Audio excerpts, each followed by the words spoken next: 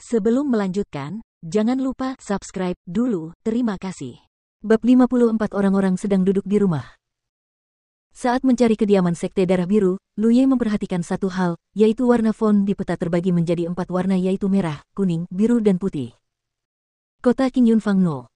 3 ditandai dengan huruf kuning, sedangkan Sekte Darah Giok ditandai dengan huruf biru. Dari sudut pandang ini, tempat yang ditandai dengan huruf biru seharusnya milik Kam Aliansi Haotian, yang merah adalah punggung bukit 10.000 setan, dan yang kuning adalah area netral daerah perbatasan, dan sebagian besar gunung dan sungai ditandai dengan huruf putih. Melihat keseluruhan peta, font merah dan biru diselingi satu sama lain, yang rumit. Jika peta diibaratkan dengan papan catur, maka stasiun yang ditandai dengan warna merah dan biru adalah bidak catur dari kedua kubu belitan telah membuat kedua belah pihak bidak catur berubah menjadi dua naga besar di papan catur ini, saling mencekik. Lu Ye belum benar-benar berintegrasi ke dalam medan perang ini, tapi hanya dari pergerakan bidak catur kedua belah pihak di peta, dia juga bisa merasakan bahaya pertarungan antar faksi ini. Namun, situasi umum dunia tidak ada hubungannya dengan dia untuk saat ini. Dia hanyalah seorang kultivator tak dikenal di lantai 2 Lingki. Dihadapkan pada peta medan perang yang sangat detail, Lu Ye dengan hati-hati merencanakan rutenya dan secara bertahap mendapatkan petunjuk. Saat cahaya di pintu masuk gua meredup, Lu Ye mendongak dan melihat harimau besar itu masuk. Yi muncul dari kepala harimau besar itu dan berkata dengan gembira, "Kamu tidak pergi." Dia datang sekali di pagi hari, tapi dia tidak melihatnya. Lu Ye mengira dia telah pergi. Siap untuk pergi, ada apa? Lu Ye menyimpan peta 10 poin. Hal ini terkait dengan apakah dia berhasil kembali ke markas Sekte Darah Biru harus menjaganya tetap aman. Aku ingin berbicara denganmu. Yi melayang ke depan dan duduk tegak di depan Lu Ye, wajah kecilnya menegang. Lu Ye tidak mengerti apa yang ingin dilakukan orang ini ketika dia berpura-pura sedang bernegosiasi. Dia mengerutkan kening dan berkata, "Apa yang kamu bicarakan?" Yi berkata, "Kemana kamu akan pergi ketika kamu pergi dari sini? Ada hubungannya denganmu." Oke. Yi juga tahu bahwa apa yang dia tanyakan adalah omong kosong.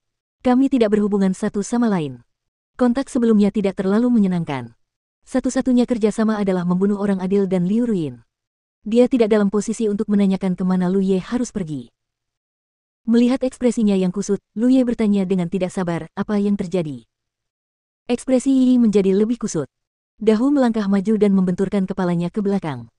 Yi mengertakkan gigi, menatap Lu Ye dan berkata, "Bisakah kamu mengambil kami bersamamu?" "Apa?" Lu Ye curiga dia salah dengar. "Ajak kami bersama," ulang Yi. "Alasannya?" Yi berkata, "Kamu juga mengatakan sebelumnya bahwa jika kita membunuh wanita itu, aliansi pedagang Tianji mungkin melacak kita. Tempat ini tidak lagi aman, jadi kita harus pergi dari sini, tapi kita tidak tahu kemana harus pergi. Medan perangnya sangat besar, kamu bisa pergi kemanapun kamu mau." Lu Ye terkejut dengan saran Yi. Dia tidak pernah memikirkan hal seperti itu sebelumnya, dan dia tidak pernah menyangka bahwa Yi akan datang dan memberitahunya hal ini. Tapi kaulah yang membunuh orang itu." "Kami tidak ingin membunuh siapapun." Yi tampak sedih. Setelah kembali kemarin, Yi tiba-tiba menyadari bahwa dia dan Dahu sedang tinggal di wilayah itu untuk beristirahat. Lu Ye membawa seorang biksu dan meminta mereka membantu perampokan tersebut lalu membunuh lagi seseorang dari aliansi pedagang Tianji. Dari awal sampai akhir, mereka tidak mengerti apa yang terjadi. "Bukankah kamu membagi barang-barang itu?" Lu Ye memandangnya dengan tidak mengerti. Karena mereka membunuh orang bersama-sama dan membagi barang-barang kotor bersama-sama, tentu saja mereka harus menanggung risikonya bersama. Yi membuka mulutnya lebar-lebar, tidak bisa berkata-kata, dan akhirnya hanya bisa menahan satu kalimat, "Mengapa kamu tidak bisa membawa kami bersamamu? Kamu terlalu muda." "Hah?" Yi menatap Lu Ye dengan tatapan kosong, dan itu butuh waktu lama untuk bereaksi. Dia menyilangkan tangan dan memeluk dadanya, wajahnya memerah, nakal. Lu Ye berdiri dan menepuk pantatnya, "Apakah ada hal lain? Jika tidak terjadi apa-apa, aku akan pergi.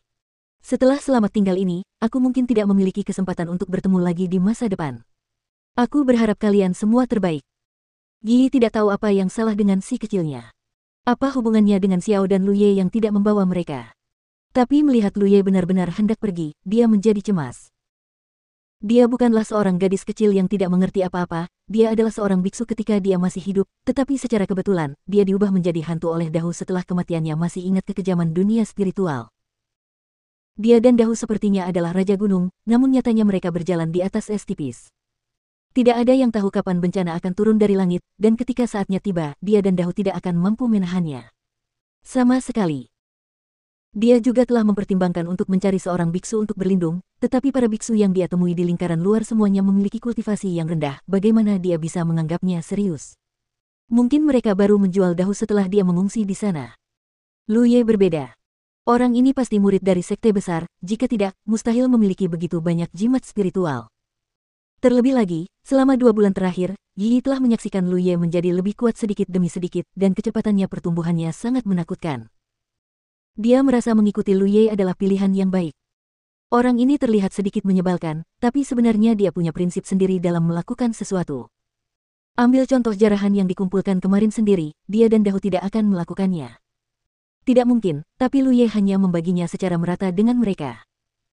Dari semua faktor ini, Yi mengambil keputusan. Jika dia terus tinggal di sini, dia hanya akan menunggu kematian adalah dengan mengikuti Lu Ye dan keluar sebentar. Itu sebabnya dia datang ke sini untuk mengatakan hal ini pada Lu Ye. Saat mereka berpapasan, Lu Ye merasakan pakaiannya dicengkeram dan menoleh untuk melihat. Yi mengangkat kepalanya dan menatapnya dengan menyedihkan, seolah-olah ada air mata di matanya. Lu Ye acuh tak acuh, menangis tidak ada gunanya bagiku. Yi masih memandangnya seperti itu. Mereka hanya saling menatap. Setelah beberapa saat, Lu Ye sakit kepala dan berkata, aku akan memberimu 3 kata yang membuatku terkesan. Mata Yi dipenuhi dengan kegembiraan, seolah-olah dia sudah memikirkan kata-katanya, dan dia dengan cepat berkata, kamu juga tahu betapa takutnya biksu tingkat rendah pada ember. Jika kamu melakukannya di masa depan, jika kita menghadapi musuh yang tidak bisa kita kalahkan, aku bisa bekerja sama dengan ember untuk menakut-nakuti mereka. Lu Ye menyentuh dagunya sambil berpikir dan mengangguk, apa yang kamu katakan masuk akal.